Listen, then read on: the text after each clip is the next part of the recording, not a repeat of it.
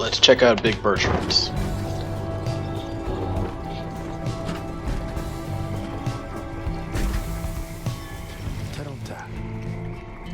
This is the place. Let us go and see. Let us go to see my client's companion as soon as you are ready.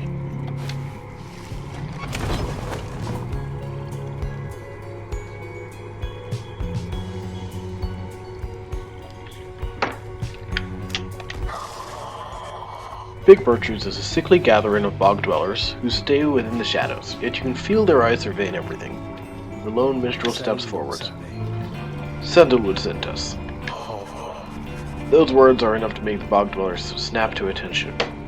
They emerge from the dark, mud and dark and begin inspecting your black wagon with their strange tools. One of the bog dwellers slithers forth. She is larger than the rest, and leaves no doubt that she commands the others. Thou speakest the name Sandalwood.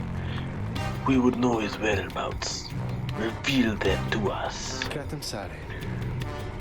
Good day to you, Big Bertrand. It is a pleasure for you at last, for Sandalwood always spoke highly of you and your handiwork. He did he? In turn, we must know who thou must be. Yet thou speakest of the past. Sandalwood, doth he yet live? Speak plain and quickly. To be quite frank with you, madame, I do not know for certain, for I have been apart from him for some time, carrying out his will.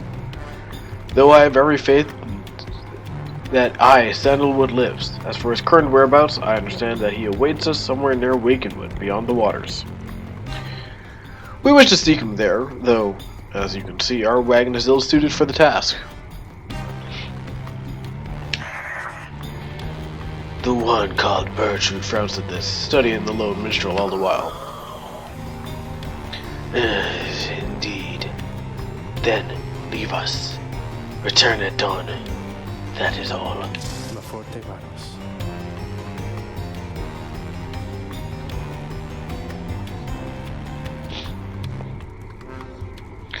By your grace, Big Bertrand.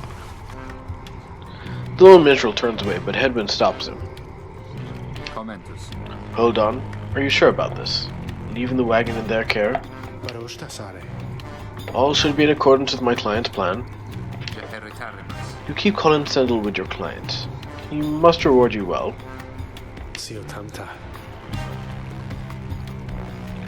Aye, in a manner of speaking, he helped me find a sense of purpose I thought lost. Hedwin nods at this, then turns to you. Well then, my friend, I guess we'll see what happens, right? I'm off to let the others know. You find yourself with time for your vocations, while the bog dwellers go about their business. Let's mentor companion. Really and truly, all the other ones are kind of meh at best. So everybody's at least level 1 now. Let's work on... let's see.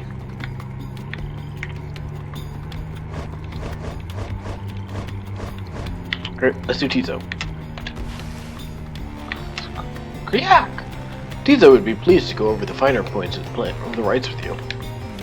You sit down with Tizo to go over some of the subtler aspects of the rites, such as the state of banishment and how to return from it. You sense he is beginning to understand.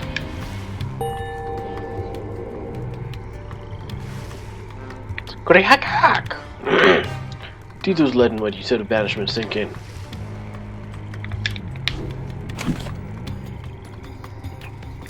Oh, I don't even need to go back. Right, because they're working on it, so I can't go in. The lone minstrel finds you the next day. Reader, it is ready. Please, come have a look. The others are already there.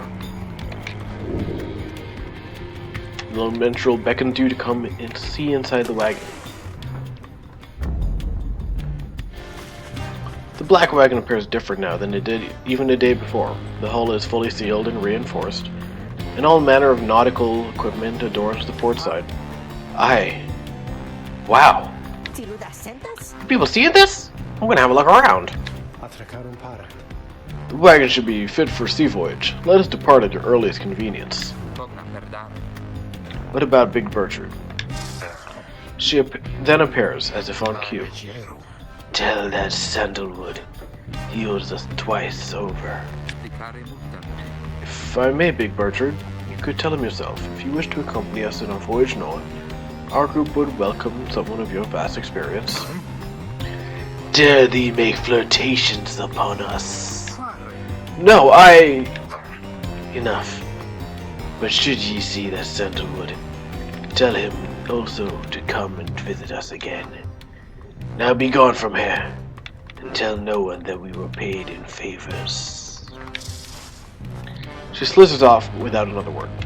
Soon the lone minstrel breaks the silence. We are fortunate that she assisted us, but we should go, just as she said. I know the navigational controls and shall explain. This is so exciting. I don't know how to swim. Scree! Tito seems to share Faye's enthusiasm for heading out to sea. I'm beginning to feel ill already. Lagwagon becomes seaworthy. The Sea of Solace awaits. And with it, more trials that hopefully I won't fail as badly on.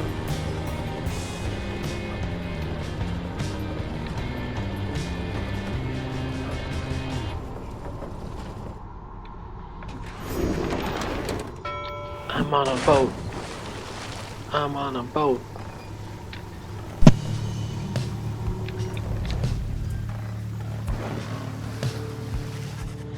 You and your companions watch the sea as your wagon rolls over the gentle waves. We've crossed into Worm Gulf. I hope that all of you are acclimating well. There's no acclimate in these worm-infested waters. We risk everything to sail here.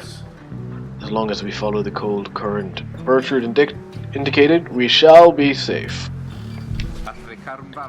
Next right to the middle of the sea. How will our adversaries meet us there? They shall find the way as we find ours. It's all part of the scribe's design. Now, reader, please confirm the next point in our sea journey. We seek the Hulk of Orus.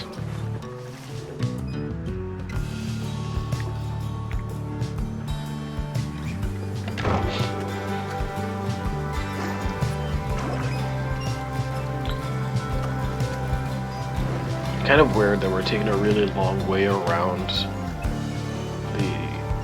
I don't even know what these things are to get to this point over here.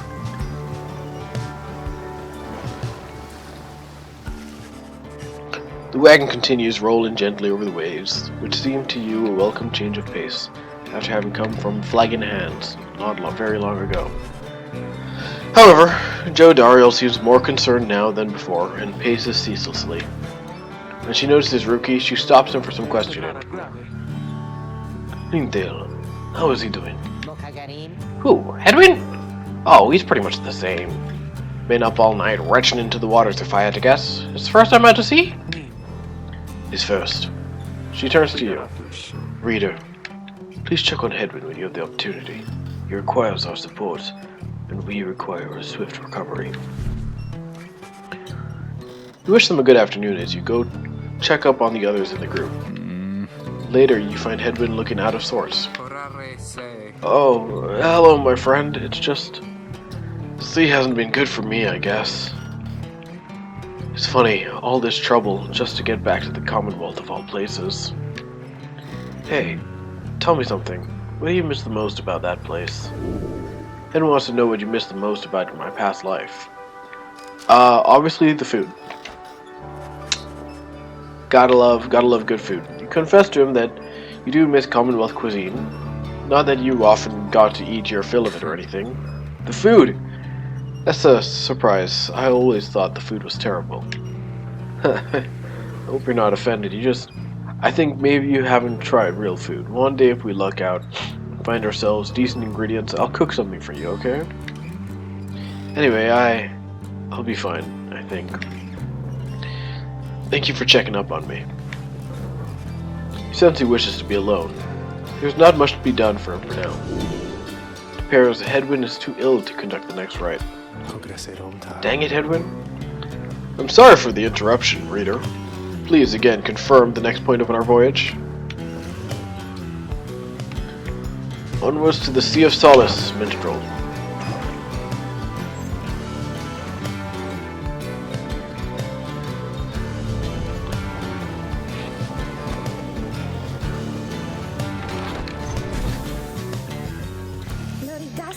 By the scribes, the sea!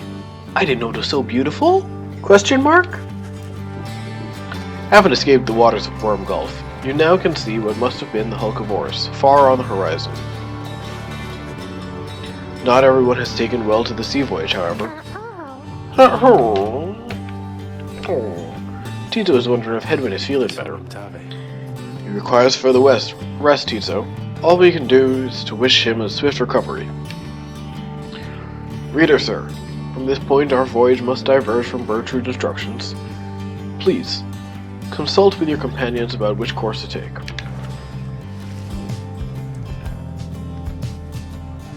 Let's see. So, we can go this way, do what Faye wants, or we can go this way and get disappointed because Tito, I love him, but he can't fish very well. I don't know, I think this is the correct one to do. As much as I love Tito, he really is a great guy. He failed there, unfortunately, and it's very tragic.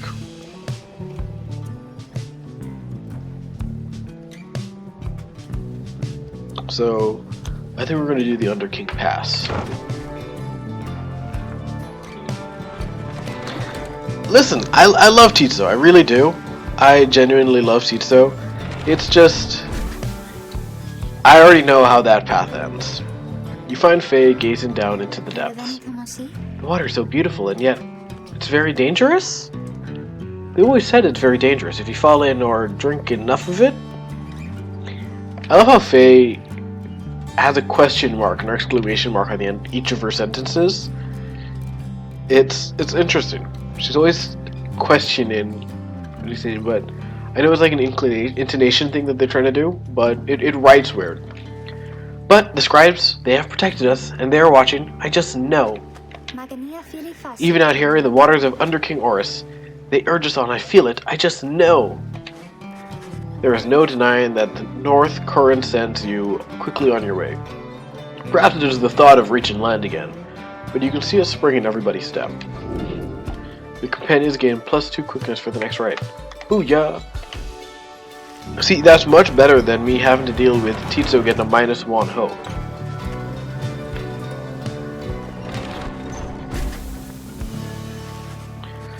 At last, you arrive at the Hulk of Oris after journeying across the sea. It seems the next ride is to commence here soon, though there is no sign of your next adversaries yet. Alrighty. Let's talk to Dario. Let's actually look around. Should I ring the bell? Should I ring the bell? Reader, a moment of your time. You ask what is on her mind. Hedwyn. He is beginning to recover from his illness. However, his sudden onset serves as a reminder, I believe. I have known Hedwyn since he was a child. Even now, I hesitate to say that he has grown. Nevertheless, there are such things that even I would never say to him directly. For instance, I struggle with his confidence at times, whether he leads us to our freedoms or our dooms. I am ambivalent. Speak not a word of this to him, of course, in case that is unclear. I shall tell him in my own way if and when the time requires. In any case, when times remind me of his moral weaknesses, I end up having to consider what should happen should we become separated permanently. She trails off a while. What I mean to say is, you should know that I am fully pledged now to this quest of ours, whether Hedwyn is the one to lead us to its end or not. I have my reasons. One of them is him. I expect the same holds true for you. That is all I wish to say. Take care, reader. She nods and brushes past you towards the door.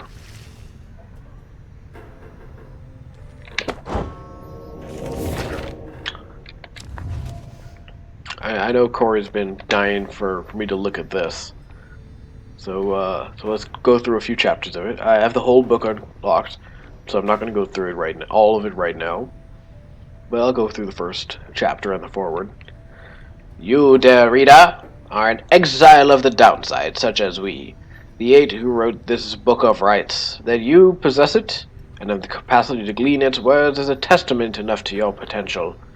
Thus we reveal a path from this forsaken place to freedom, a homecoming in glory. The stars themselves shall be your guide. Ere the turning of the year's first solstice, seek the narrowest longitude, beneath the brightest of 8 as they align as shown. Arrive as the triumvirate, clad in the raiments of the rites. Bear in this book, oblige the voice that tells you more. You know perhaps the thrice cursed name of Solium Mur, the Emperor of Sar, the first exile in my liege. This chapter concerns him and those who found him in the downside. Each of us was sent to take his life, such was the hatred for him in and around his country. Yet we found in Solium Mur a man transformed, in body, mind, and spirit. A man deserving of much more than mercy. In time he named us all his scribes, and he became the 8th. It is my greatest honor now to share with you his deeds. To know his story is to know the rights. How many nations did I score in the name of Solium Mur? How many countries fell before our spears and blades? Such questions mattered less to me with every passing victory. Our legions swelled across the land, and our dominion grew. The Emperor Solium Mur paid all this little heed. He only tended to his personal affairs. Our legions relished the autonomy. We did not know that the Emperor cared nothing for his legions, nor his people. He cared only for that which was before him. One day he learned of such a thing as to befit his name, and vowed to seek it out. I guess this is probably a picture of Solium Mur, maybe? Doesn't actually say. I knew it was a fool's errand, but my liege, he would not listen.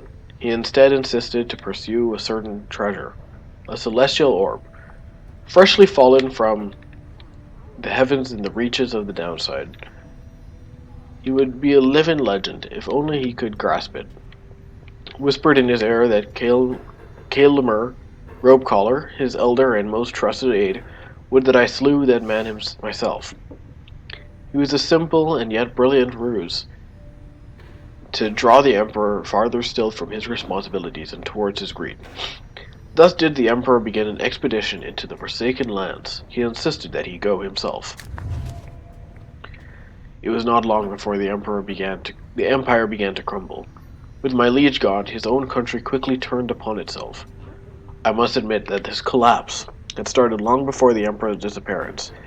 His decision to give chase after a myth but hastened the inevitable. All the while the robe collar stood by, awaiting such a time as he could rule in my liege's stead. He would be our people's savior. His first charge was to organize a search for the missing Solium Mur. Warriors, pathfinders, and scholars heard the call and prepared to seek him out. The Emperor Solium Mur knew not of this, of course. His expedition yielded not the treasure he desired, but brought him closer to his country than he had ever been before. As he traveled down the rivers Sclorian in pursuit of greed, he found instead an inkling of shame. He saw the sunken faces of his people, heard their words for him. In time he could not ignore it, and it proved more than he could bear. The river finally claimed him, his belongings and his retinue. Once the people heard, I understand, they cried with joy. Perhaps he ought to have perished, but the mercy shown to him, I think, is what transformed him. My emperor lay there, bleeding and alone, stranded in the bidden land beyond the river. With fleeting consciousness, he understood the folly of his quest and the folly of his rule over his country. Thus did he await his last embrace. It was the imp Haub that nursed him back to health, and warned him often of the dangers he would have to face. Many enemies of Mur would come in search of him, some under employment by the rope collar, some longing openly for cold, uncomplicated vengeance. I was one of them. I plunged into the river willingly. We needed to be sure that he was dead. Emperor Mur, scarcely could I recognize him, when at last I found him.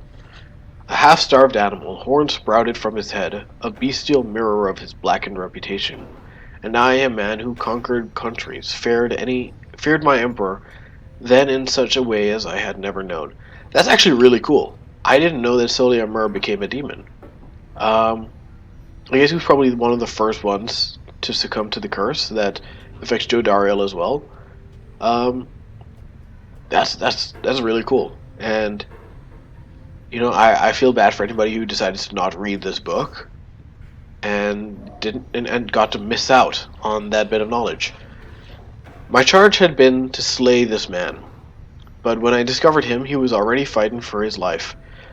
The little imp, Hau, proved of little help against the Sisters of the Arch, whose entire lives were culminating in this instant. I was unable to watch. My heart ached with such pity for the man, and for the love I felt for him when I had served him, that I sprang to his defense. The imp Haub and I, we helped to save my emperor, and when the danger did subside, my Emperor Soliamur, he said something to me, which shook me to the essence of my being. He said, "You gave your freedom, Master Golathanian, so that I may yet have mine. You too now are an exile of the downside. In all the days which I have left, I never could repay the mercy you have shown me. So if I cannot do it so in this life, then I shall do it in the next." We crossed the land together, and together with the imp, we gained the company of those who saw in him what I did. So I guess Golgothanium, Soliamur, and Hau were the first triumvirate. That is super cool. We found each other. We found each of the others in due time, by fate, not by coincidence. The wise Luce Florian stood among the trees, gazing at the stars, expecting us. The wild witch Melitha was so enthralled by my liege's utter transformation she stayed her sorceries. Blessed-born Triesta swooped down upon us, but to warn us of imminent attacks. The many-maned Jomur thus intervened and shared with us his humor and his hunt. Even the Under King Horus himself sought out an audience with us. Thus we became the Eight and journeyed on together. So this is really cool. I think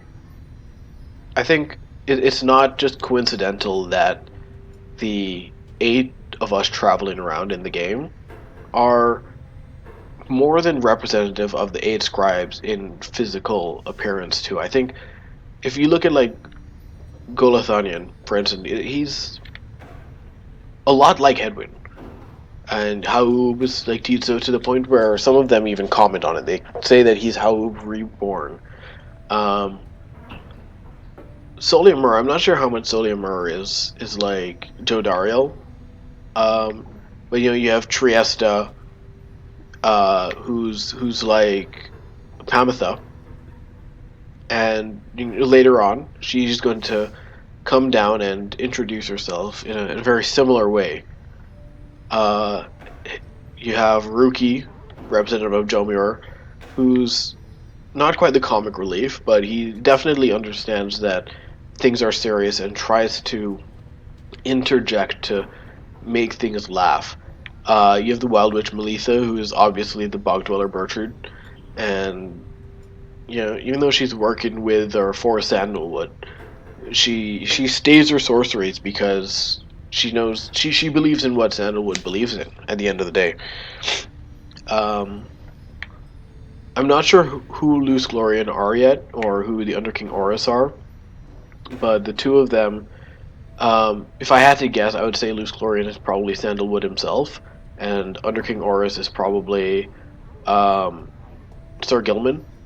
And that is the case. I mean, Gilman does the same thing. He comes and introduces himself to us to join us. He leaves the group that he was originally with to join us because he wants to be with us, because he believes what we believe in. And when we get around to meeting Sandalwood, he's there expecting us. He's who hired us, and he's there among the trees. He reads the stars as well, not like the reader does, but he's gazing at the stars expecting us. That's really cool. Shame on the people who didn't read this stuff. I wish to be remembered not for boastfulness. Then I refrained from detailing our exploits across the land. Safe to say that they were numerous. Know that only through our combined strength of arms and wit did we withstand this savage land.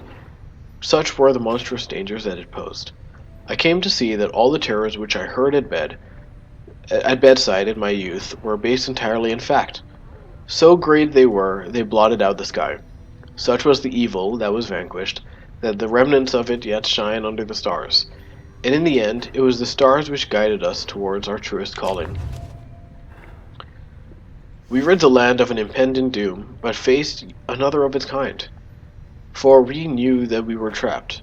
Yet for each danger that we faced, for every failed ambush by Arch, I'm not sure how that one's supposed to be pronounced, we met with gentle souls and kindred spirits in the downside, who deserved more than to fade from memory within the land.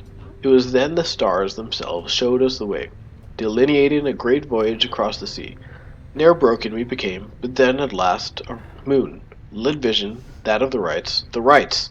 Thus shall they save us. The 8 scribes gave their freedom, so that we may yet have ours. And that's the whole of the first chapter. So let's see if we can get a write-in.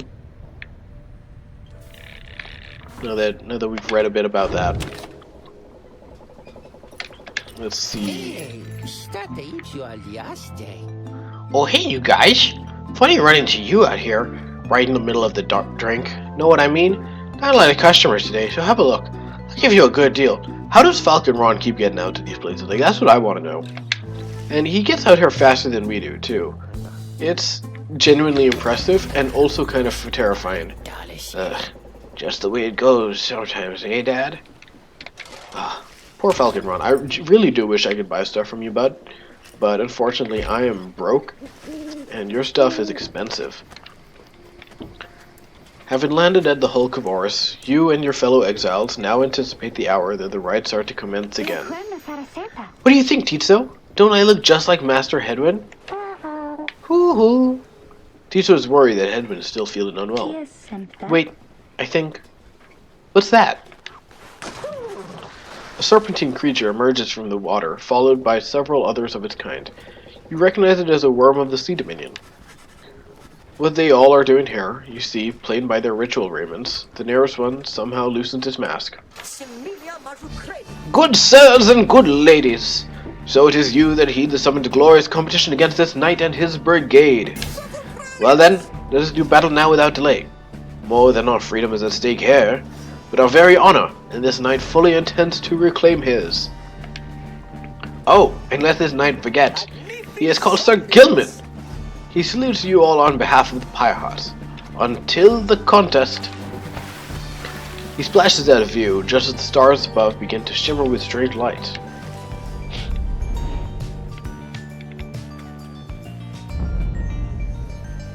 Alright, so these guys move really fast. I do not want to give them more speed. But I do have to have 3 of these up.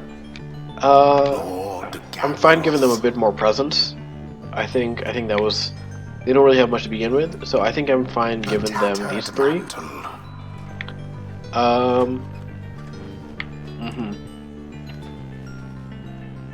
Problem is, I really don't want to lose another right. It's...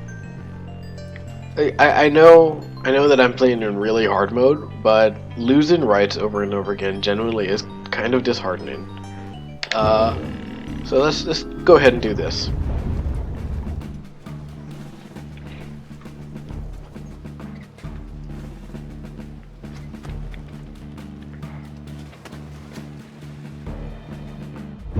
Relentless, aren't we, reader? Even the vastness of the sea was not enough to thwart your coming here, unto the hulk of Oris. You would be wise not to underestimate your adversaries here, despite their pitiable look. I am, of course, referring to the Pyrehearts. These rites are but another war to them, and that makes you their mortal enemy. I expect your battle to be glorious.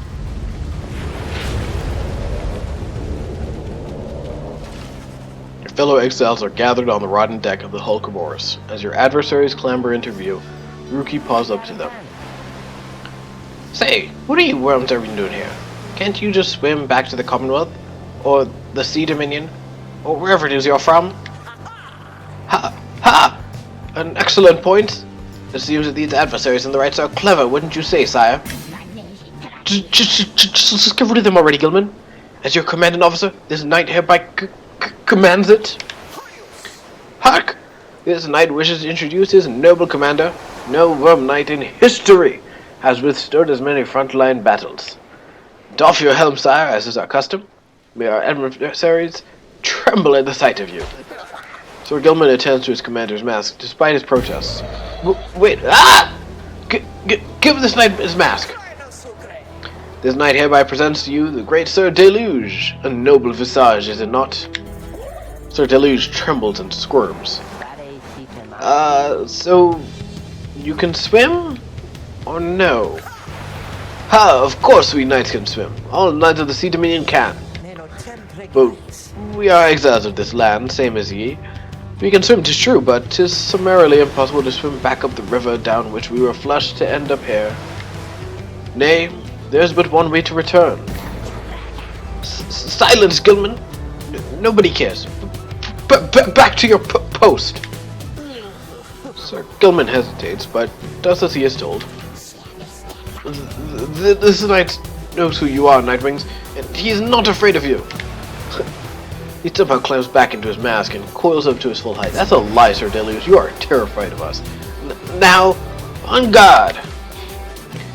The exiles of the Worm Triumvirate take their positions as you focus on the Book of Rights. That's all a lie, Sir Deluge. I already know you're afraid of me. You don't really make any attempt to hide it. Reader, Hedwig's illness means he cannot help us here. He should be counting on us. Now let us get when I did the curse, I had Jodarl up in front, and I think that was a bad idea.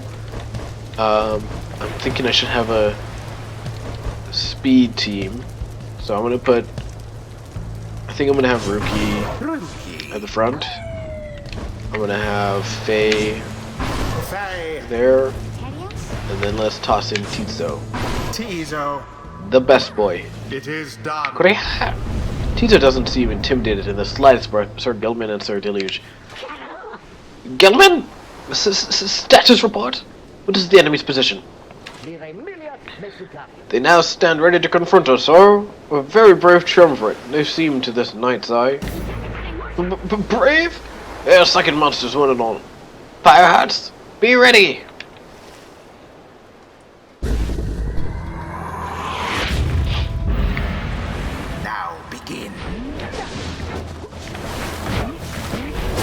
Quite the turn of events. A flame is stricken. Yeah, boy. First blood.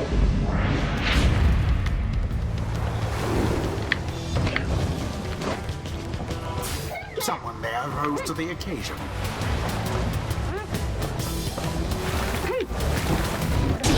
The orb engulfed in fire. Already. This is more what I was talking about.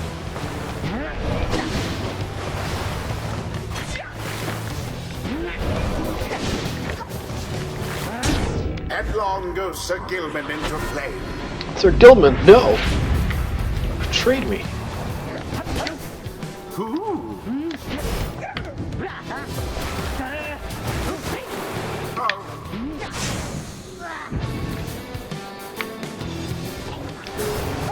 Out with Rookie.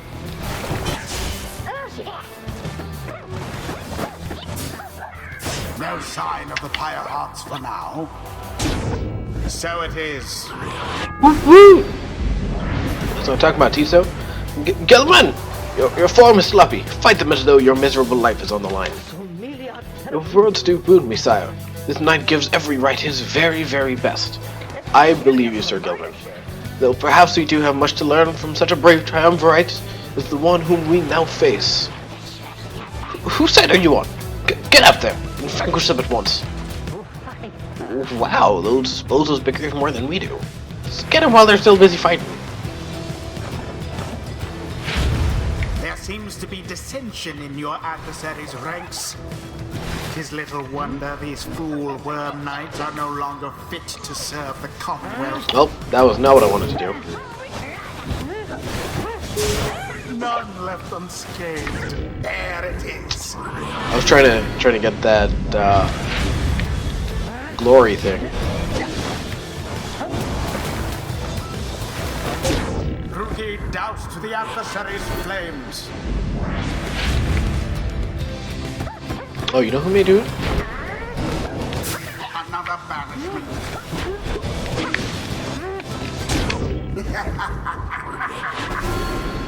All part of my plan.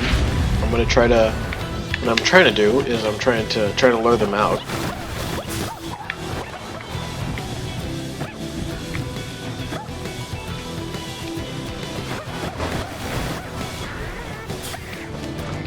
How comical.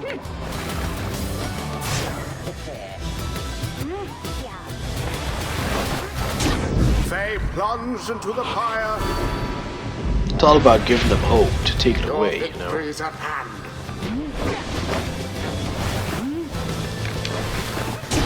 Unfortunate.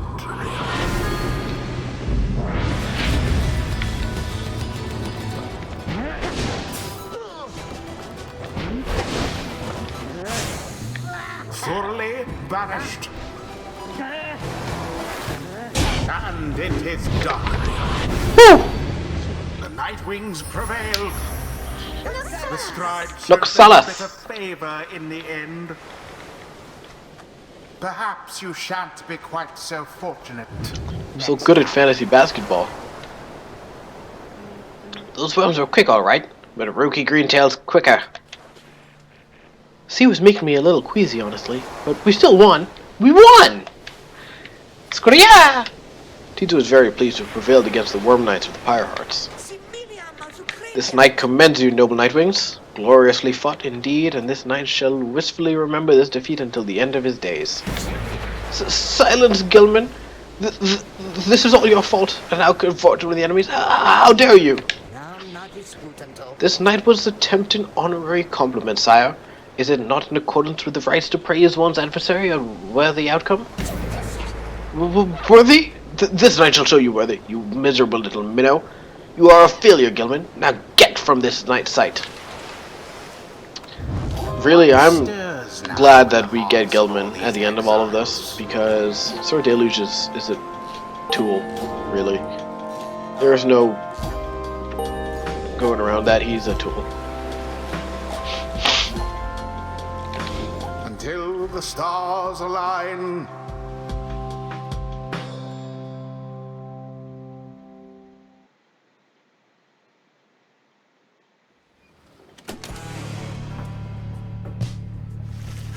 After defeating the Pyre Hearts despite their best attempts to stop you, you at last returned to the wagon with your companions. There was a little discussion of the Pyre Hearts, who seemed to have already swam off towards wherever the next stars direct them. Instead, your fellow exile's attention turned towards your companion, who was absent for the ride. How is Hedwin? The lone Mitchell makes a sound, but no words form as yet. Something is troubling him. I urged him to remain bedridden, and he simply would not listen. I'm very sorry, but... Wait, what? Everyone stares to the lone minstrel in stunned silence. The lone minstrel breathes a heavy sigh. But then... Hey, what's with the long faces, everyone? Minstrel, I should wring that neck of yours. As I was attempting to explain, Hedwin is already up and about, despite my having strongly recommended further rest. Those that are unaccustomed to sea voyage and take ill, they are very likely to experience further symptoms if they do not remain bedridden, or at least sedentary. Hedwin is running a considerable risk of having to spend another night in great discomfort. What are you, a doctor? Nay, although our troubles once in one, extensively. Look, I appreciate your caution and concern, Tariq, but I'm pretty well accustomed to discomfort here, and I had to see how things turned out tonight. I hadn't had to stay out of a ride like that before. You mean one where we win, Hedwin? I wonder if maybe there's a commonality there. So, you are back among the living then, Hedwin. I was just seasick. Nevertheless, your full recovery requires rest. I think we could all use some rest tonight. Anyway, thank you, everyone, for your concern. I'm sorry that I worried you or caused you further burden. He turns to you. My friend, what do you say we figure out where to go next? I'm beginning to miss being on solid ground. Follow him outside where the night sky awaits. Hey, I wanted to thank you for conducting the rites back there without me being there. I could rest easy knowing you and the others would get through it. Anyway, I'll leave it to your reading. Can't begin to imagine where we'll be off to next. We're well past anywhere the downside I've ever been. Even Joe Daryl hasn't gone this far. Bids you a good evening as you turn your attention back to the sky. Alrighty, where to next, gents? Trista. We're gonna go to Pamitha.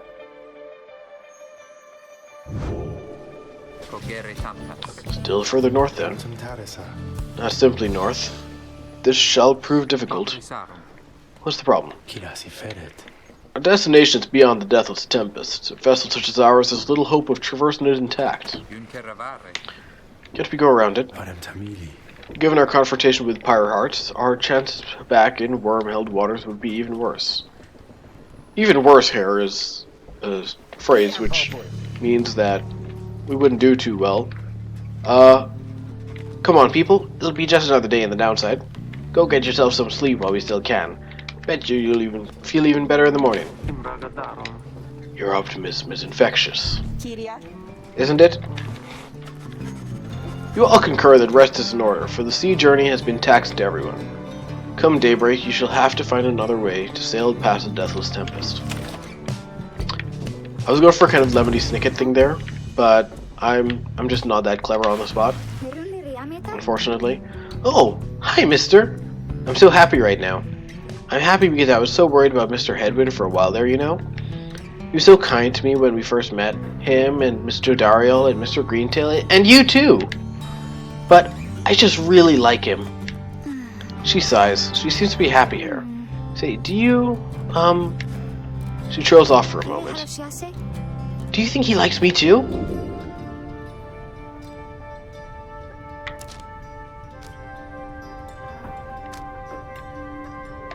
Encourage her. You suggest to Faye that if she has certain feelings for Headwind, that she should let him know. It is a rare privilege to feel loved. She stares at you a moment. Then she begins to laugh. Oh, you're so silly, mister. I didn't mean him like that. That's so embarrassing. Besides, I think that maybe he's a little old, you know? I'm gonna go cheer him up. This is a funny story. She bounds off, leaving you to ponder what just happened exactly. Booyah, +1 hope. Now Faye... No, I think that's a pretty common thing with Faye, that I'm just left wondering what she's talking about, what happened. I love the girl, but she speaks in riddles. Alright. Do you go to visual? Huh. This one has large sea creatures. This one has shipwrecks. Now, I'm not a big sailor person, but I'm pretty sure you don't go near either of these things. But I think shipwrecks may be a bit worse. So let's go through the Froth Sea, make it up to Titzo. He didn't get to go fishing. Maybe he'll have some fun this way. DM Titzo has been much more animated even than usual. What is it, little one? Squeaky! Titzo seems to think something very delicious is in these waters. No, Titzo, don't do it. He keeps on screeching. I don't think I've ever seen him like this. Wait, what is he? Oh, no.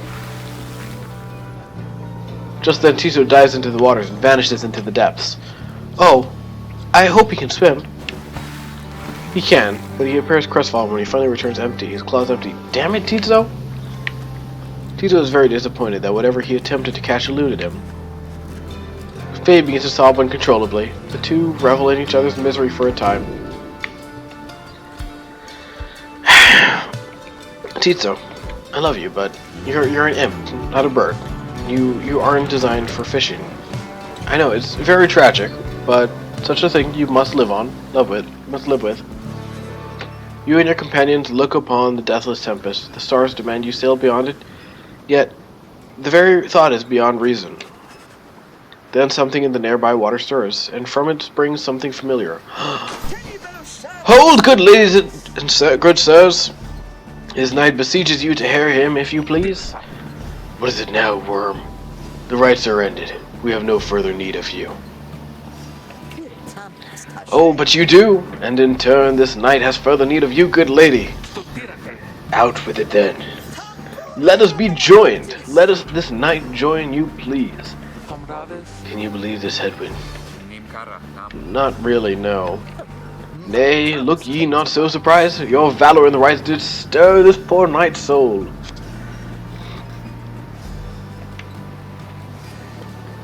He swears to you upon his long-lost honor as a would-be knight-errant of the Sea Dominion that he shall serve you to the end. What about your other worm friends back there, the Pyrehearts? They are base cowards. This knight can no longer abide such spineless characters, having witnessed true glory in our clash upon the hulk of Horus. Never before have we been trounced so thoroughly. I would actually rather you use Twitch chat. It's easier for me to see because I have to keep pulling out my phone to look at chat otherwise. And furthermore, this knight shall aid your passage through the deathless tempest. Is it not so that you seek passage to the north? With this knight's aid you shall achieve your wish. You know who Gilman reminds me of? Gilman reminds me of a good friend of mine. Harford. He was a good loyal knight. Well, not a knight, but the point still stands. He was very loyal, and I think I'm using his voice too unconsciously, but it fits. Sir Gilman continues to persuade you for quite some time. He seems to know a way to cross the storm. Some sort of long-held secret among worms exiled to these waters. Jadariel pulls the rest of you aside after Hedwyn gives her a look. Are you most sure that Sandalwood would want this thing along? Mostly sure. Sandalwood wants someone for each mask, and this one seems about as good as we're going to get. Jadariel glowers back at the worm, who tries his best to look presentable. Jadariel, stop being mean to Gilman. I had to deal enough with that, and Gilman really is a good boy. Hedwyn is more gracious. He tells Sir Gilman that if he promises to help you cross the deathless tempest, then he can come along for now. This knight is overjoyed, and he hereby swears to see you pass the storm. Though first, this knight requires your consent. Give unto this knight your blessings in the name of the Nightwings, and thus shall he go forth. Of course, Sir Gilman, you have my enthusiastic consent. As you begin to say something in response, Sir Gilman cries out in triumph. He vanishes into the depths, yet through this close encounter with him, you cling to some sense of where he is going and what he intends to do. Alright. Let's see what we got, Gilman.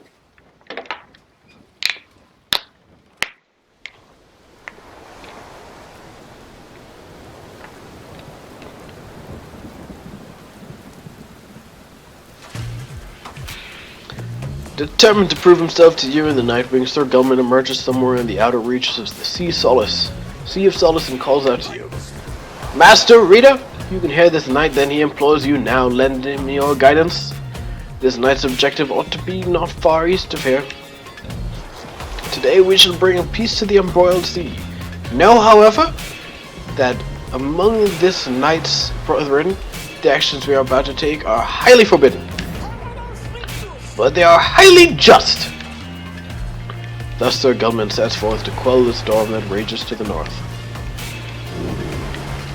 Alrighty.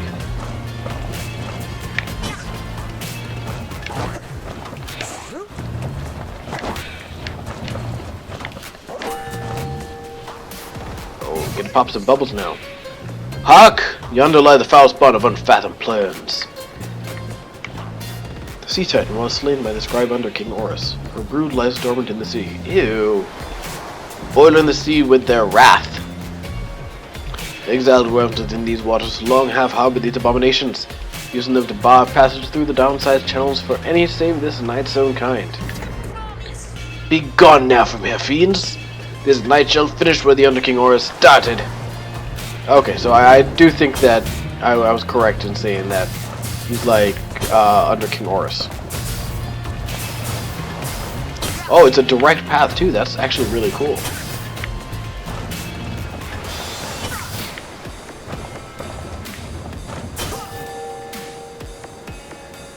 It means I can circle around a rock, slash right through, and hit things on the other side. Hold it right there, you traitorous slug. How dare you turn your back on this knight to your superior? Superior by rank no longer, for we no longer serve the Commonwealth. Last this knight checked, there you hold no sway over this knight. What have you done to the spawn? Have you no honor left at all? This knight has done that which required doing. His honor cannot sink much lower anyhow. He figured this would be an ideal time to free himself from servitude to you. Why you? You dare to staunch the tempest for those Nightwings? Good Sir Deluge. This knight was born to dare. Now come and fight this knight if you so dare as well. Fire hearts, banish him. This is an order. Alrighty.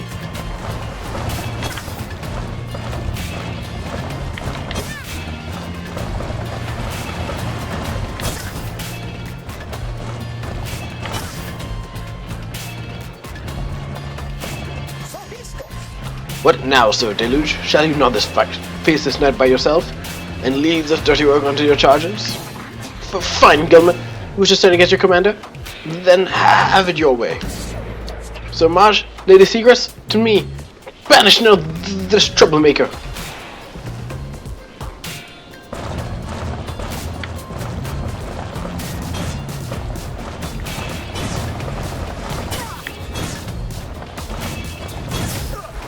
No! You see, Gilman, you shall ever be inferior, even amongst the weakest of our kind. Gilman? Where did you go? Gilman! Gilman! Sir Gilman's banishment served as the perfect ruse for him to elude his adversaries and return to his newfound allies. I was one away from banishing all of them. That's disappointing. This knight would say it was an honor serving you, Sir Deluge, but that would be a bald-faced lie, and yet another stain upon his blackened reputation. Until we meet again.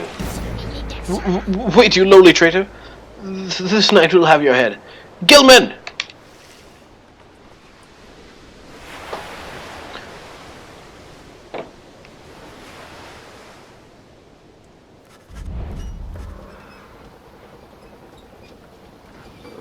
As the day wears on, there is still no sign of the Worm Knight.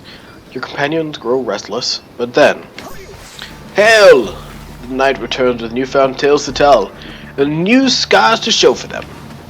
Sir Gilman is sopping wet and visibly shaken. He struggles to maintain decorum. He is, in short, the very image of a Worm Knight.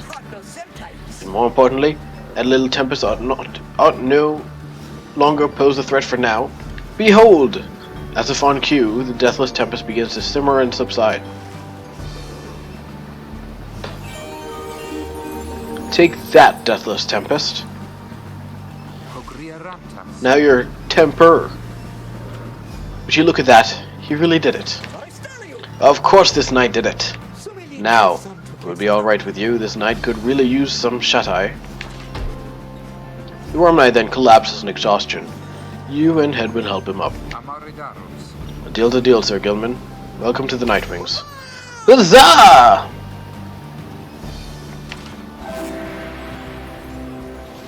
Oh, that's weird.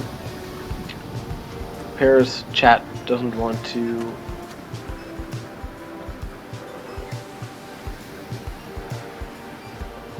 make itself apparent to me. So let me...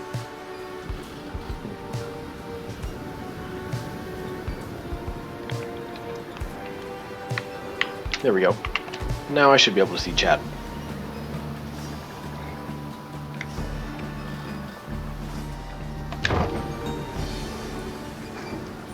Anime Gilman is everyone's aesthetic. He is genuinely the greatest guy ever.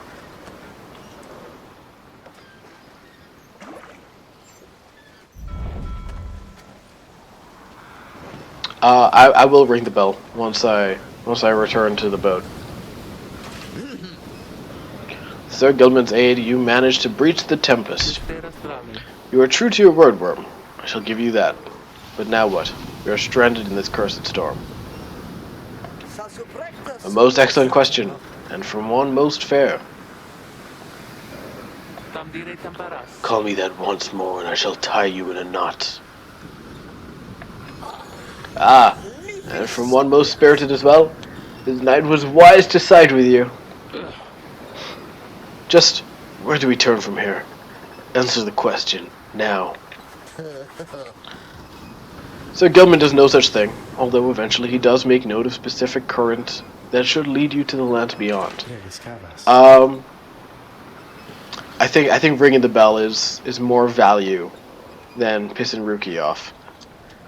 If I may, I can corroborate Sir Gilman's account. We are close to making landfall. Then, let me be the first to say, let's go. You're on the verge of sailing across the Sea of Solace. Say, Tariq. I get the song. Hi, Rookie. What is it? That lute you're always carrying around. You know how to play that thing, don't you? Why? I suppose I do. Good, because I was thinking it's a little gloomy here, and we could use a little tune to lighten up the mood. Know what I mean? Aye. Then let me see what I can do. This song is honestly like one of the greatest things ever. On the salt and roiling sea, the moon began to cry. The valley ran with sorrowful tears and filled the waters high. The misty morning over the brine belies a leaden sky. The stars all hide away from the chill until the evening rise. Oh,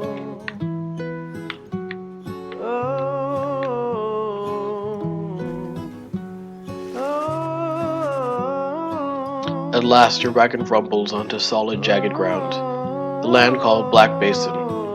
Your fellow exiles unpack the wagon so you can take stock of how best to reach your destination.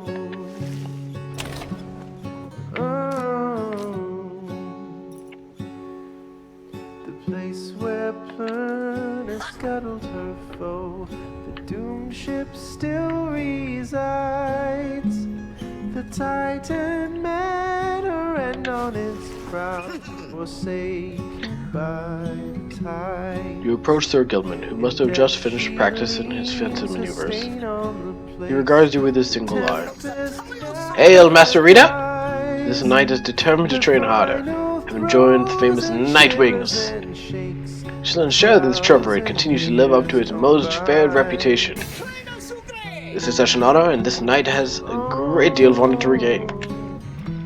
Having fled the Pyre Hut, this knight fully expects now to conduct the rites in a most honorable fashion, to the fullest letter of the law described within the books.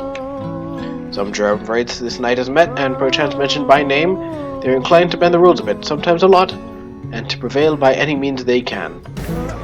But this is wrong! The exiles who refuse to obey the rules as though they are written in the Under King Horus and his seven fiends deserves neither the honor nor his freedom. Thusly does this knight have confidence the Master Reader shall resist any temptation to conduct the rites in any underhanded fashion. Now then, this knight must undergo a thorough cleansing, having trained until the point of foulness. So please excuse him, Master Reader. You know, I've smelled worms before. They smell super gross. So I can only imagine how bad Sir Gilman must smell if he thinks he smells bad. He slithers off, humming some sort of chivalrous tune.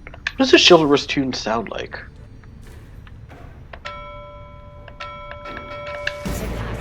Oh, you just keep right on ringing that bell, chum. Keep at it. Yuki seems to be taking issue with your frivolous use of the nautical bell. After all, there is no sign of a nautical emergency, nor a prepared meal. Oh, I know it's not mealtime, it's fine.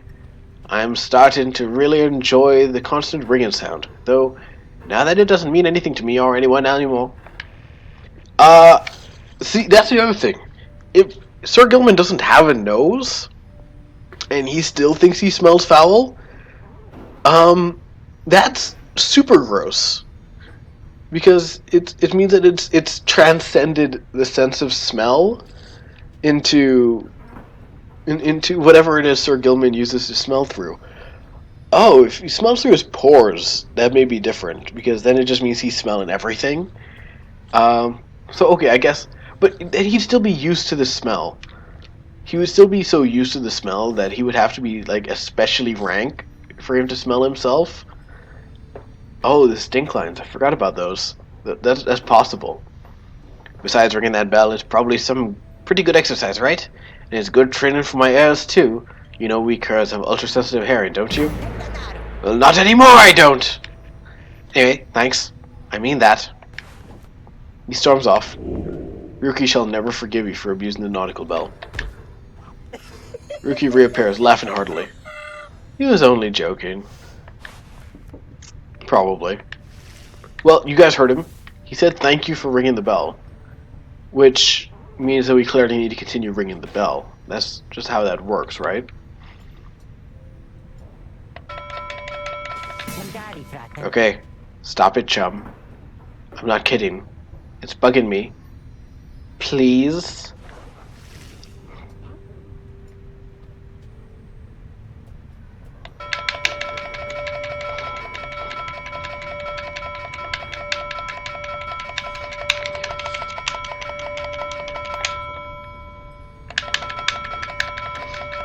Oh, I think this is the point where he stops showing up, and I have to go back outside and then come back in to discover that the bell has been removed. Yep, Ruki has removed the ringing part. What a killjoy.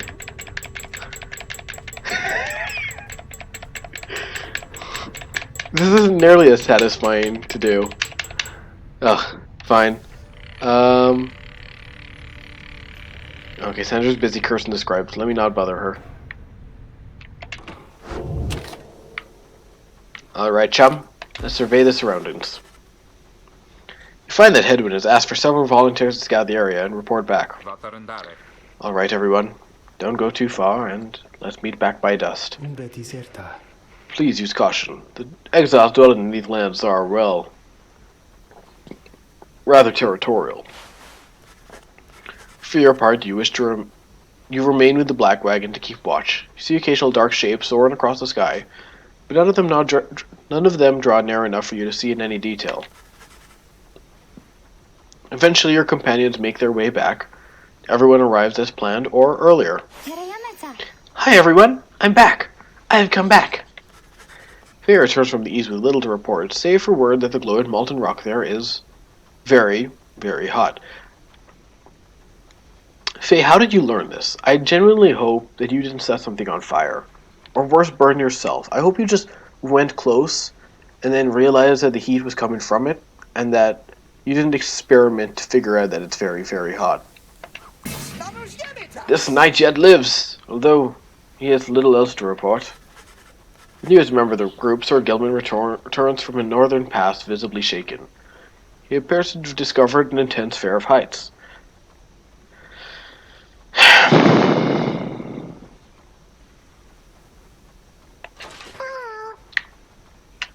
Tito wonders whether any species of fish live. No, Tito, we're surrounded by lava.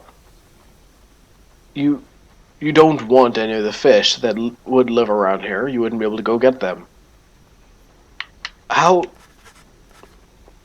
The little imp Tito seems disappointed to have left the water behind. He remains with you, near to the wagon. Can I give him head scratches? I wish that was an option. Just give him head scratches. He deserves them. There is a western pass that seems traversable. We travel by the light of dawn. The shadows and the crags may well cover our advance against whomever may be watching. Begging your pardon, I do not wish to contradict your strategy, madame. Though, in my experience, we shall not remain hidden for long during the climb towards the nest of Trieste. The exiles of the Nightwing remnants, you may have no love for them inherently, but they have no such qualms with me. For now, I may be able to negotiate safe passage. Negotiate? With them? Then Hedwin steps in as the lone minstrel bows and backs away. Hey, let's not decide on this just yet. We're not going anywhere right now, that much we can agree on. We'll decide how best to go ahead come morning. For now, let's take the rest of the afternoon and get our bearings. Jodaro glares at the sky as everyone else disperses. Why are you so edgy? Why are you glaring at the sky? That's unnecessarily edgy. Like, what would you do if you fell backwards? If you just fall backwards, that would hurt, because your center of balance is higher than the average person's because you have giant horns on the back of your head.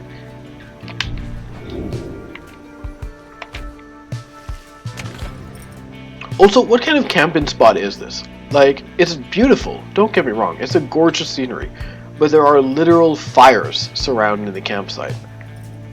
This... I know she hates the harpies, but she's glaring at the sky. Not the harpies in the sky, she's just glaring at the sky. Let's give Sir Gilman some enlightenment. This knight shall be your eager protege. You and Sir Gilman spend some time reviewing some of the specific aspects of the rites, such as the properties of the aura. You sense he gains something from it. Booyah! Rank 2. Huzzah! Great wisdom clouds over the knight's entire consciousness. No, they don't live in the sky, they live in the rocks.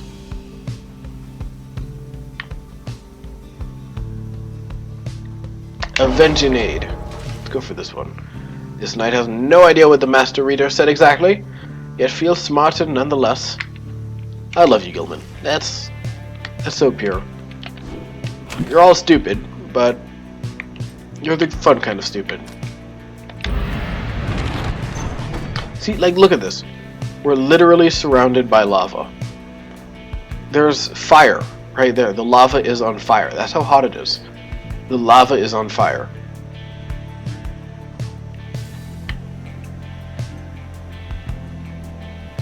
See, here's the thing, Minstrel. You don't do the rites. Which means your opinion really, though you're wise and all that jazz, your opinion doesn't matter much. It isn't worth much to me, because if I follow you, it means whatever benefit I gain from Jodariel I don't get. So let's avoid the harps and stick to the low ground.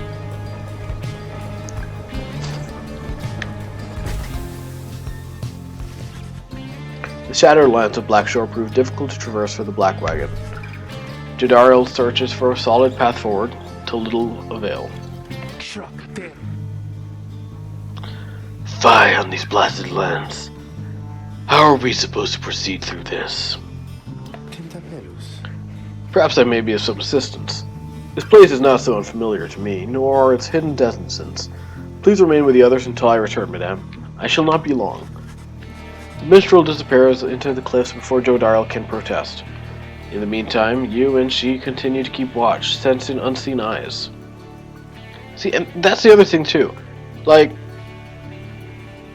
obviously it doesn't matter which one I picked, because either way Palmetha is going to join us, and now the minstrel is going to go talk to them anyway.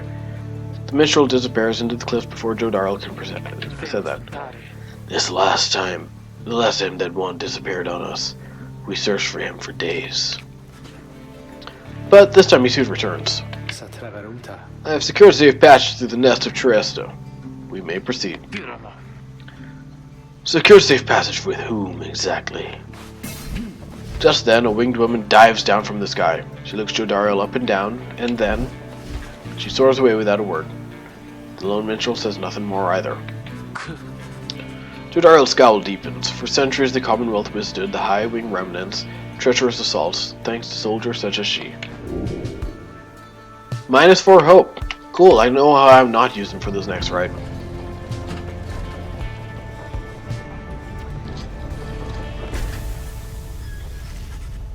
At last you arrive at the nest of Trieste, which is a giant unicorn. Freaking giant unicorn, like how awesome is that? Where the next ride is soon to commence. You cannot shake the feeling that unseen eyes watch your wagon's descent, and remain watching now.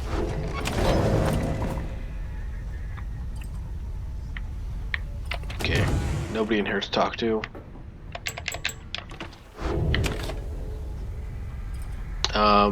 I know I can't buy anything from you.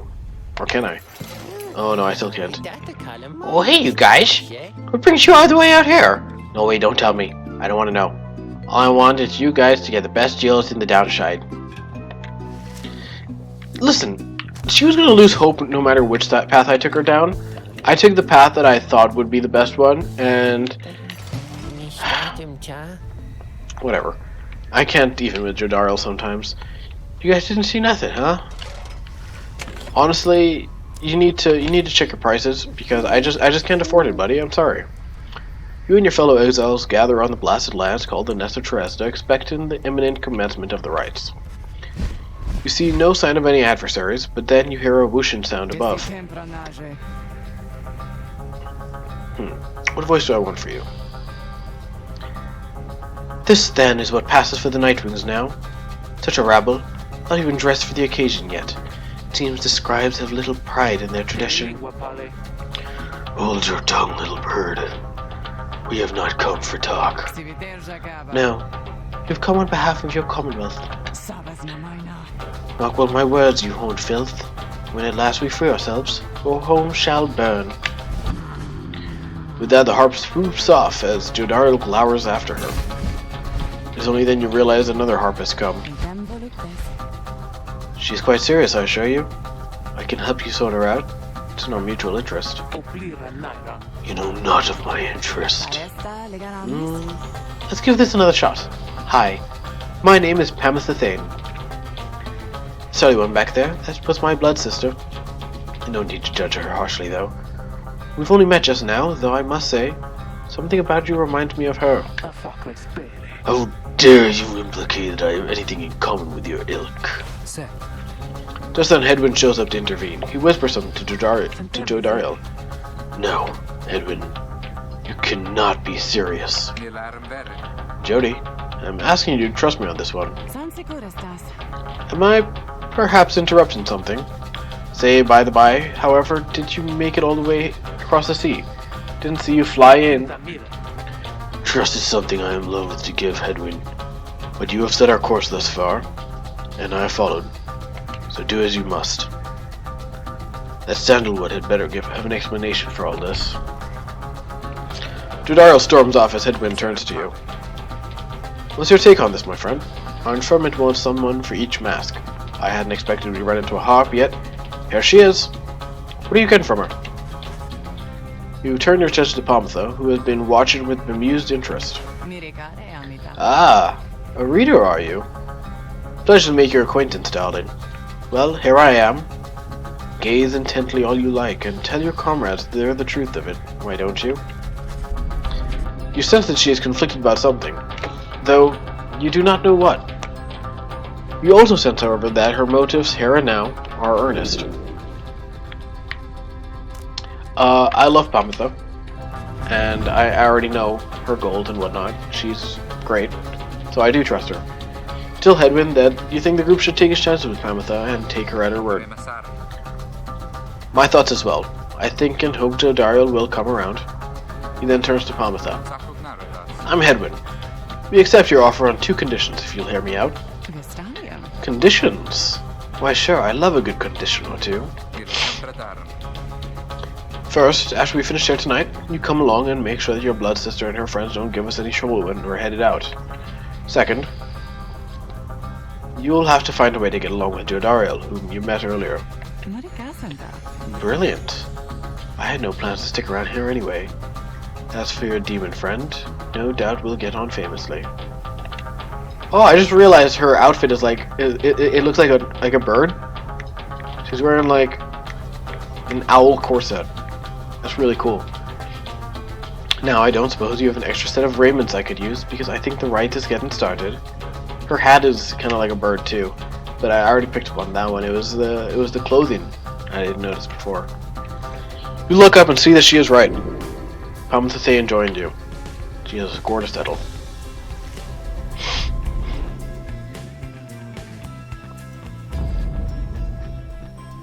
Alrighty. You know what? I was actually really fine with all of that. So let's do these 3 back again. Let's run these 3 Titan Stars back.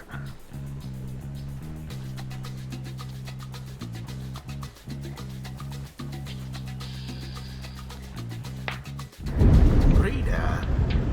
I thought for sure the stars would have eluded you by now. Yet here you are, somehow, upon the nest of Trieste. And you've swelled the ranks of your triumvirate not merely with another, but with two. One from the Pyre Heart, no less. And one who seeks the favor of the adversaries whom you'll imminently face. They are the essence. Winged terrors, as you soon shall see. Can your longing for freedom match their hatred for the vibrant country that was once your home? From a distance you observe as Pamitha, now clad in Nightwing's raiments, heads towards her adversaries in the rights. You, what sort of heathen harp would dare take wings against us? Your new companion then loosens the bindings on her mask. Hello there, Tamitha.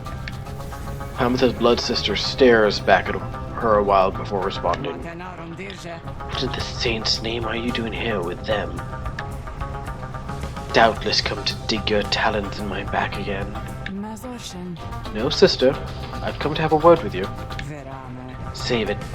I cannot help but share your poisoned blood, but I shan't ever count you as my sister. You expect me to believe that you came all this way for talk? You waste your time as ever. What's life if not a waste of time, dear sister? Give me a chance, why don't you? What do you even have to lose anymore? Besides, I've come a long way. Silence. You shan't have come here, and the time for talk is long since past. Only you could see yourself, again consorting with my enemies. Fine then. Savor their defeat, but I warn you, stay away from me. Pamitha does nothing as her blood sister turns her away again. Oof, who do I want for this right? I don't think I want Gilman. Pamitha gets her attention. Listen to me, Rita, darling. First, if you are ill-equipped to navigate this place, let me conduct this rite on your behalf, and my wings will bring you victory. Dear lady, your words ring true. This knight is flattered that you have not eaten him, as is the tendency among your kind.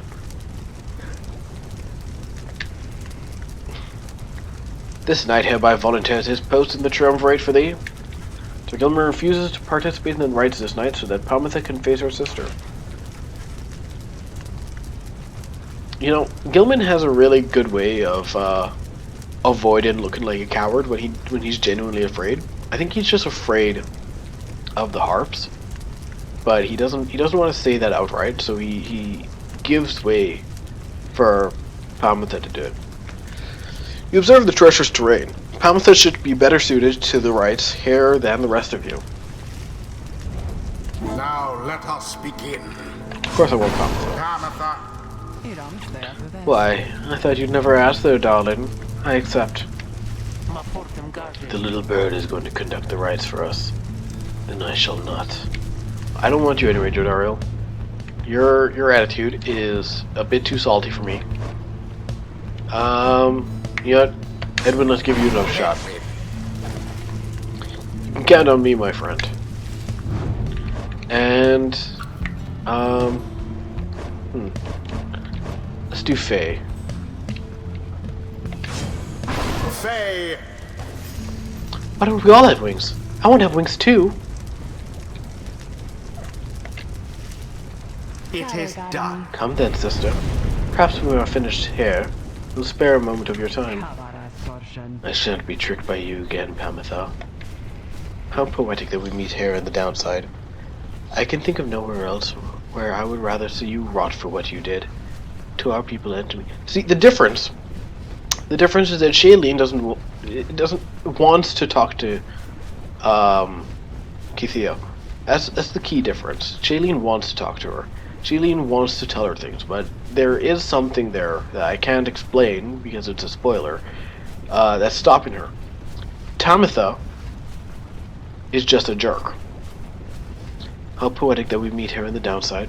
I can think of nowhere else where I would rather see you rot for what you did to our people and to me. Pamitha seems to sense your presence and then catches your attention. Hello there, Rita, darling. If I'm to be at your mercy in all this, I'd like it very much if you could minimize how often I'm to wallow in a state of banishment. Quickly, let me show you what we Sisters of the High Wing Remnants can do. Reader, you put yourself amidst a feud between two sisters? That seems entirely unwise. Even for you. Tread lightly around that exiled Pamitha. Her kind's all but forgotten Saint Triesta's grace.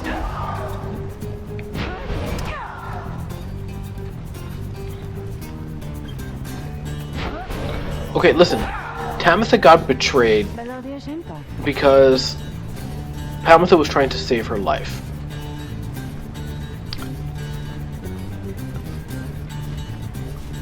See, darling, we hops are not so bad. Now I suppose we better get to work, Just don't go underestimating Tamitha over there. I trust you'll do the best you can. To the skies, sister. Talent formation.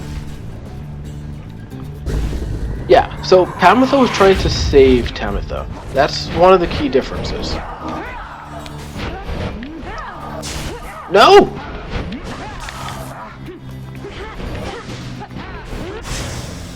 Oh, this is... I have... Oh, no. Best laid plans do all. No, it doesn't count as betrayal when you're literally trying to save the person's life. Edwin, was it? Tell me something. You know how to fly? I wish I did right about now. Then listen up. My blood sister there, she'll swoop right past you if you're careless. But we hops simply cannot get much altitude down here. If she goes for any unfair tricks, just jump for it and catch her in the act. She always hated when I used to do that to her.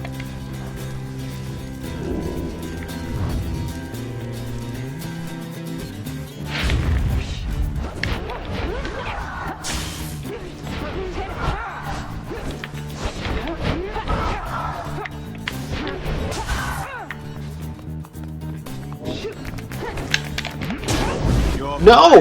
Cannot take much more of that.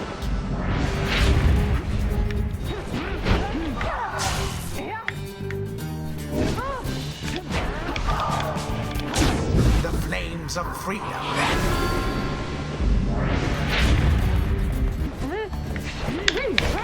Down Oh, no. that one.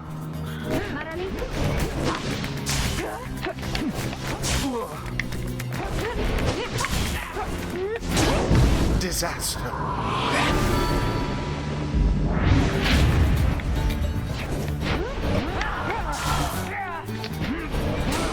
Oh, ho, ho.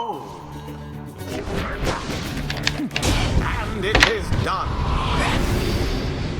The essence prevailed.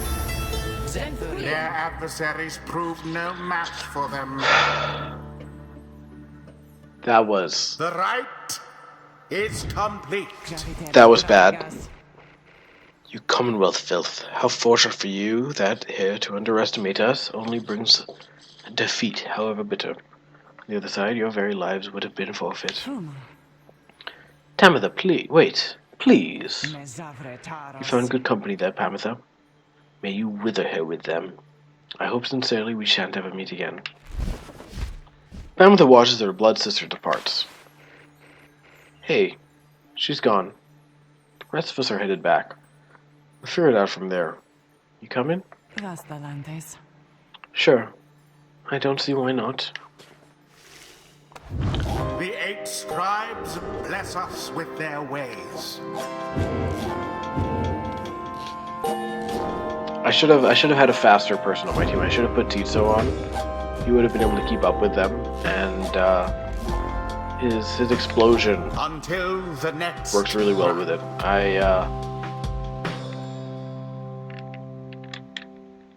The problem was that Tizo's glory was down, I believe, or his hope.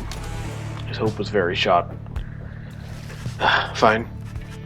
After failing to prevail over the essence in a crushing loss, you and the others return to your wagon to consider your next move, and how best to integrate Pamitha into the group. Don't worry, I won't be staying any longer than it takes. I like my air fresh, so I can sleep up on the roof. I trust the rites will cause my path and Tamitha's to cross again before long. We're welcome for us. We're welcome with us for now, Pamitha. Trust is what got us here. Isn't that right, Rookie? But Rookie does not seem to hear the question. He has been rather quiet since first encountering your new guest. Pamela shoots him one of her smiles. He stammers something about having to check the wagon wheels again. Smitten. He runs off. During this discussion, the minstrel pulls you aside. Rita, I ask a moment of your time outside. There is somewhere I ask we go, here in Black Basin, Reader. By your leave, of course, and provided the stars allow it. Would you look upon them for us, please?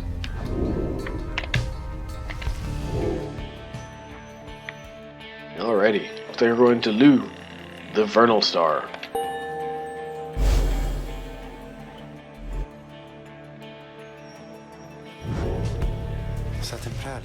Glade of Lu, directly due west then, and it is just as my client indicated.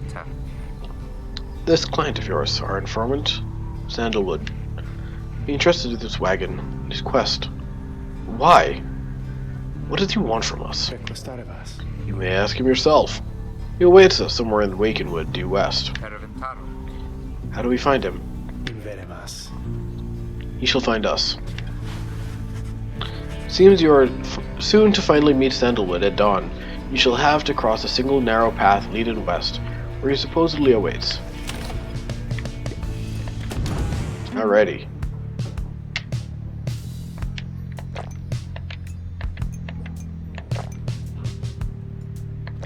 Let's get smashed.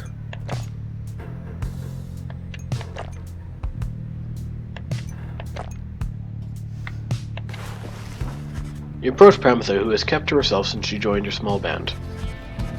You sense she is unaware of you as she preens her flight feathers. Then she speaks up before you can do the same. Come to check up on me, Rita, darling.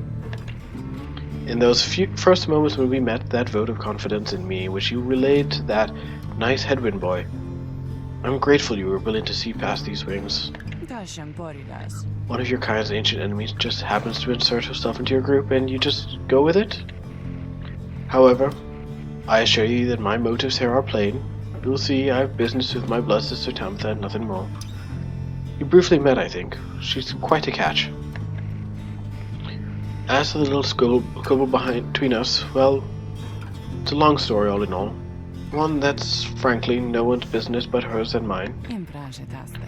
Surely we'll run into her again. Maybe not soon, but in time. We have the rest of our long lives to wait.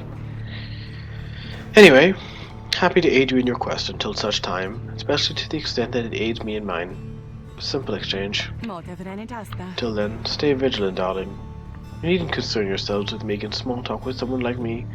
Besides, we hobbs have a saying, liars abound. She swoops away before you can respond. Let's get smashed.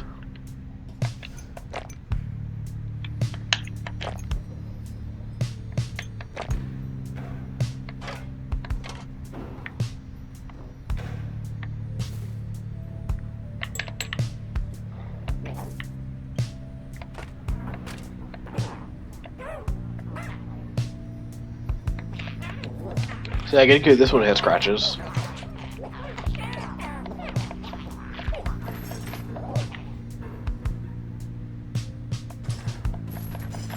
Huh.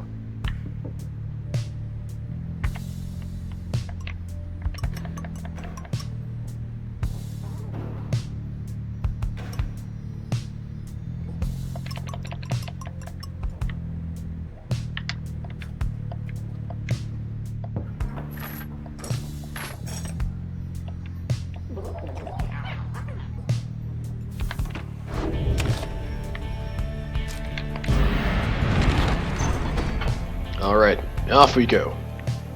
To the sulfur main.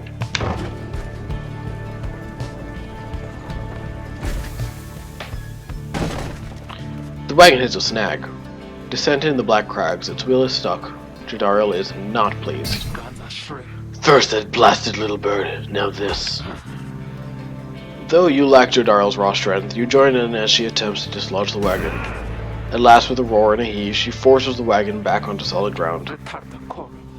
May this sandalwood be worth all of this hassle.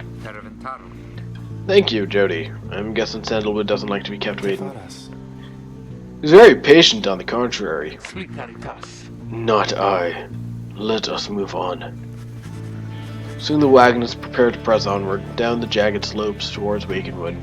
Your companions who explored ahead advise on which of the forked paths is best. Judarla has some real anger issues. She needs to watch out or she's going to get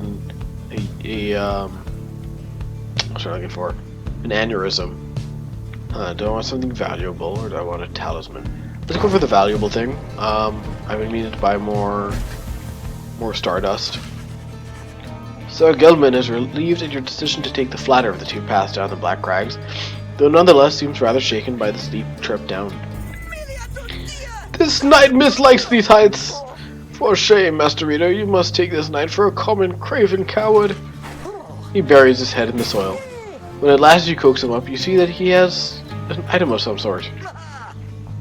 Haha! This knight did have you fooled there, did he not? He explains how finding the item was his plan all along. So Gelman found porous crystal. Ooh, that is very good value. Sphere of Heights remains. Oh, poor Sir Gelman. It's gonna really suck when this boat car turns into a plane, and he has to deal with that. Having passed beyond the Black Crags, your wagon arrives at the edge of Wakenwood. It is here that Sandalwood is to be expecting you. However, most puzzling. He ought to have met us here. I think he does have a mouth. It's just it's hidden so close to his eyelid that the art kind of blends in with it. He said he would find us himself. Aye, he was to find us at the edge of these woods. We're supposed to keep waiting for him. He would desire for the stars to be your guide as always. The rides beckon, and the rides take precedence above all else. Surely he shall find us yet. Then, let's keep moving. How do we get through these woods? Ugh, this means I have to deal with Manly soon. Lone Minstrel notes two possible paths forward from this point, though cautions that the woods are difficult to navigate and Sandalwood would have known the most excellent path. Well, let's see. Let's try Needlefield.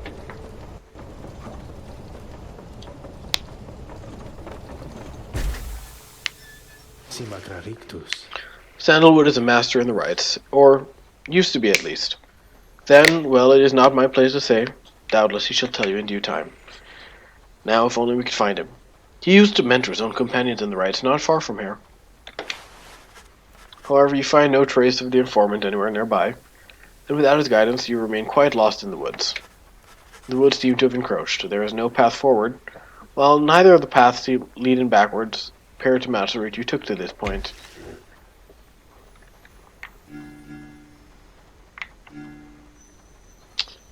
Well, let's see what Titsa wants.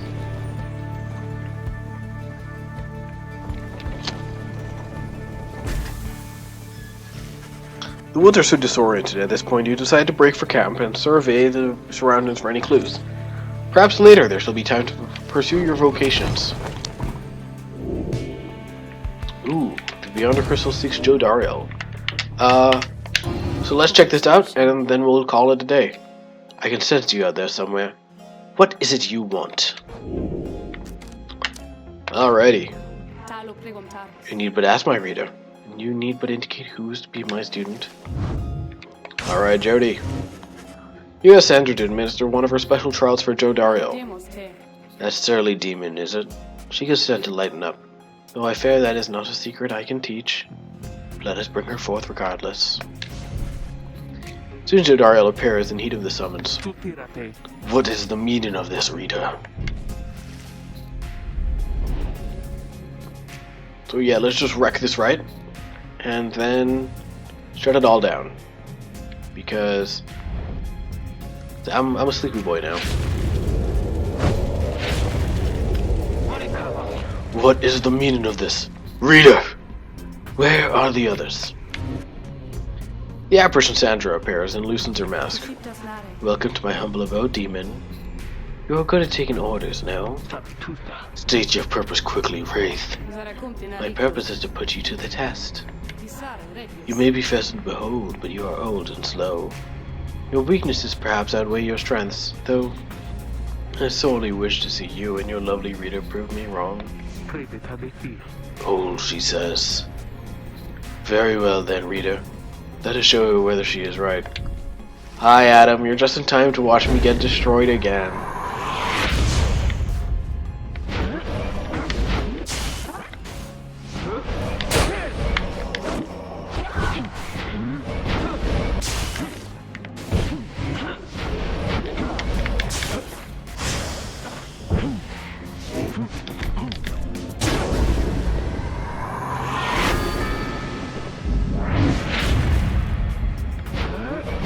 Yeah, pretty much business as usual.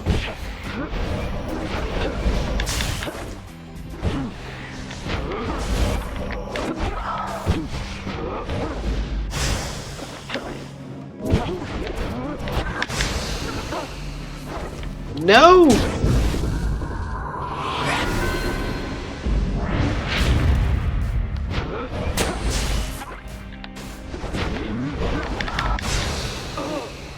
That's unfair. My aura totally went off first.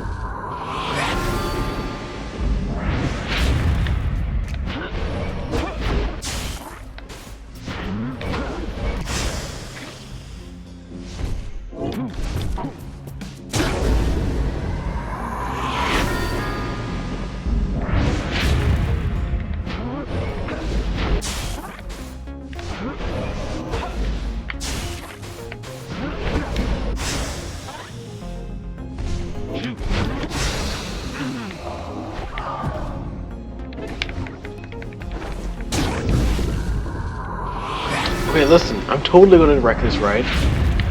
Just, you know, no! Oh my gosh, I lose. There we go.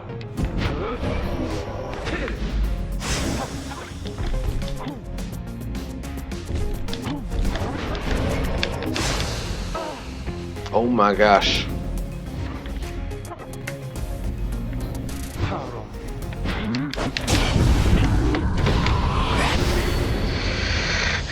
It's fine. I get another shot at this one. No, actually, Adam, the object of this game is to play fantasy basketball. Win or lose doesn't really matter, as long as I play fantasy basketball. We can do better, Jody. Excellent. Another opportunity to prey upon the demon.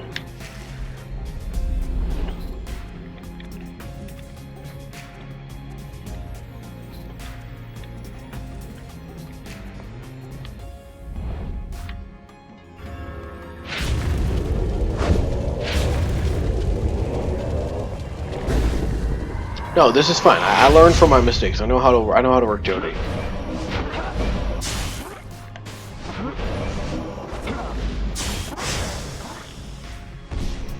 The problem really is that I get impatient, and Jodariel is a very, very slow moving character.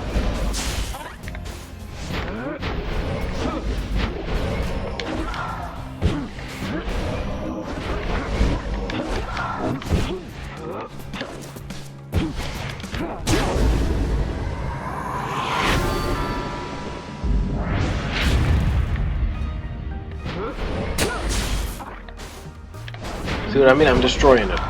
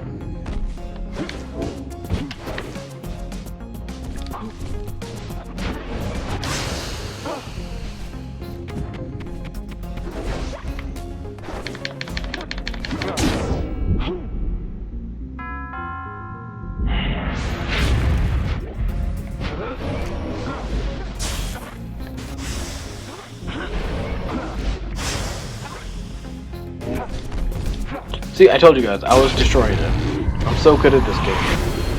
Fantasy basketball is so easy, guys. So easy. Are you satisfied now, Wraith? I'm never satisfied, Demon. However, your performance was sufficient, and you passed my test. Thus, congratulations are in order. To you and to your lovely reader. Now, farewell.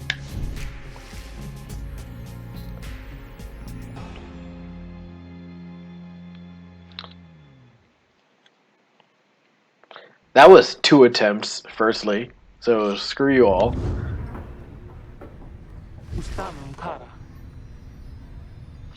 That was a strange experience. What do you have there, reader? I received Solium's horn for completing Jadariel's trial. Oh, I didn't even notice that. Yeah, Joe Murr's fang. Then you have Solium's horn, because she's representative of Solium Mur. Super cool stuff, if you look at the lore. So let's level you up a bit.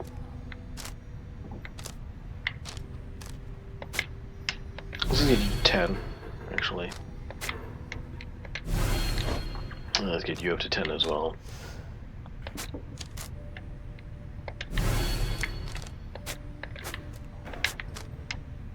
It was only 2 attempts. Y'all are just mean.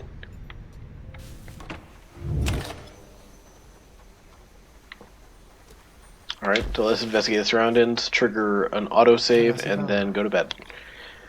What is it, Tizo? It's got a key! Tizo seems to have found a clue to the whereabouts of the lone minstrel's client. The limb brings you to a strip of bark. It does not seem unusual at first until you notice a message carved on the inside. I found a bark strip. A sturdy strip of bark on it is written, "Come to Cinderroot, S." So it is some kind of message from the Sentinel guy? Seems that way. Which way to Cinderroot? Just due northwest. Perhaps we can set forth early tomorrow when the woods are still. Sounds good, everyone. Rest up. Big day coming. Alright, so let us mentor Pamitha. Fine then, let us chat together for a spell. Pamitha gains a somewhat stronger grasp of how to better pass the celestial orb through strength of will and trust in one's triumvirate than through dexterity alone. She nods in understanding. Ding! Well, Tamitha, soon I'll be catching up with you at this, whether you like it or not.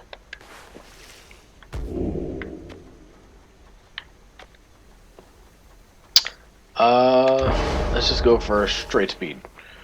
Know that we all can feel your guidance when we have the orb, don't you, Rita, darling? Alrighty. So that little symbol over here, the one that just disappeared, tells me that the game saved. It's getting late.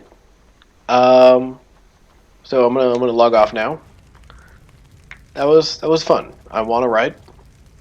Got my butt whooped by some birds, but you know, I beat the worms, and I think that's really all that matters, because Sir Deluge is a total buttface, and he deserved to get his butt whooped because he's a buttface. And we got Sir Gilman, who is the best boy, and we saved him from the total buttface that is Sir Deluge. So all in all, I would say that, you know, net gain there, even if, you know, I got destroyed by the birds, by the harps, who were super fast, and, you know, maybe if they win a few rights, they deserve it. They are good people. Yeah. So, out I go.